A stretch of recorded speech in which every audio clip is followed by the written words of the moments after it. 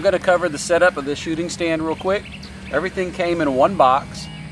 We emptied it out. There's probably 9 or 10 different parts, 3 or 4 main parts that make up the assembly.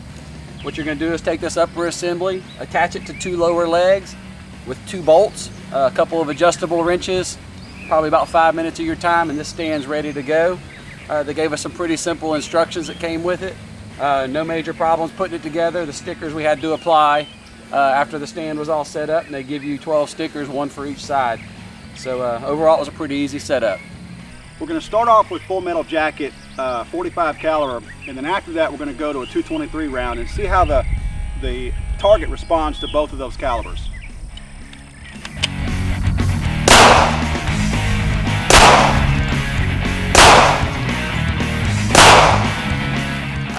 Okay, as you notice, whenever we shot, some of the targets spun around when we weren't even hitting them. We hit the one next to it or above or below it, and the target spun around. What Chad's doing here is you can adjust the back of these with an Allen wrench as far as spring tension. That's what he's adjusting them right now to see if the 45 caliber hitting them, if we can keep more than one of them from, well, the one that we're actually hitting, from spinning around and resetting some of the other ones.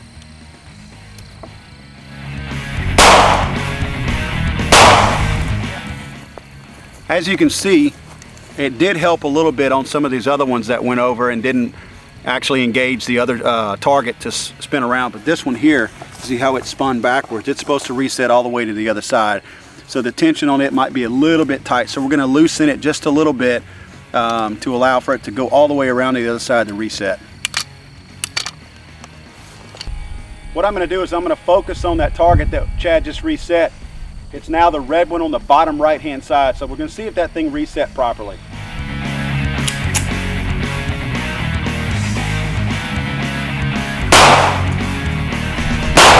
You broke it. Okay, it reset, but not the way we expected it to. Jesus Christ.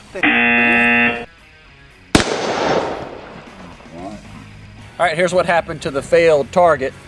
Apparently it ripped the metal in half that was welded onto the stud holding the target onto the tree. So it just broke right off of the thing then, right? Yeah, there's a little light weld on each one, but you could tell after the first shot it was slightly angled down, and that second shot just tore it off. So was it the weld that failed, or was it another part of the metal that wasn't welded? It's hard to say. I think it was the metal. I think it was this part right here. All right, well, let's see how the rest of them hold up.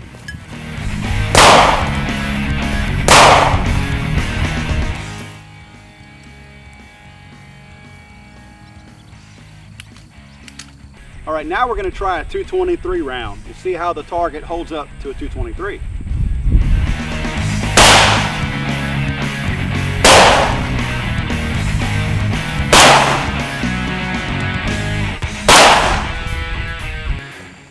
We shot with a 223, an AR-15, and it's an AR-15 that's been completely remodified, new barrel assembly and everything. And as you can see, apparently the thing needs to be, the sights need to be adjusted quite a bit, because at the short distance we were shooting at here, it was actually hitting the target well over here. And we're not that bad of a shot with a rifle, so apparently the rifle is giving us some problems, so we're going to try another couple of rounds aiming further to the left over here to see if we can hit the target and see if it'll reset itself. But again, we came out here with a rifle that apparently the sights need to be adjusted on it. First time being fired since it was modified, first time being fired at a target since it was modified. So apparently we need to modify the sights on it before we take it back out here and try to use it for target practice.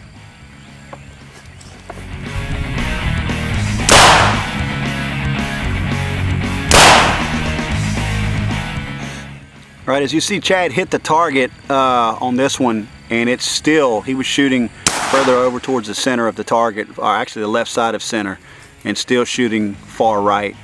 So we're gonna recalibrate or calibrate, I should say, the sights on that AR and take it back out here and give it a shot. But As you can see, just hitting it, we don't get a very good representation if the 223 round is going to reset properly or not, like we did the 45.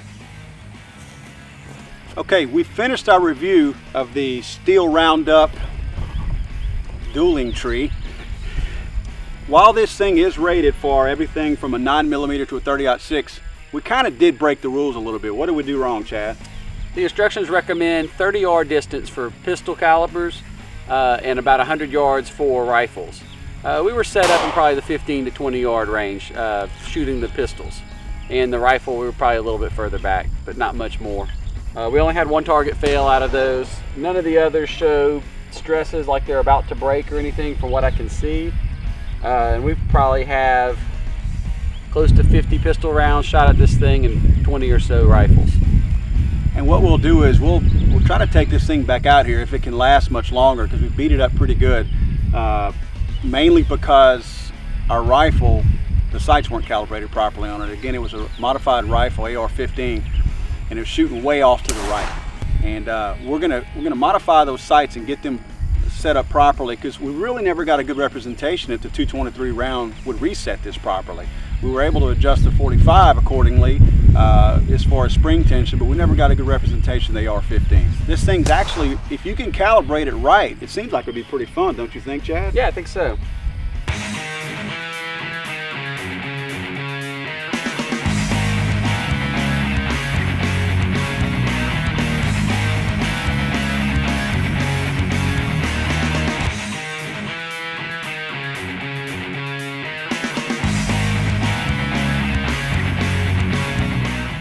I like to picture Jesus as a ninja fighting off evil samurai.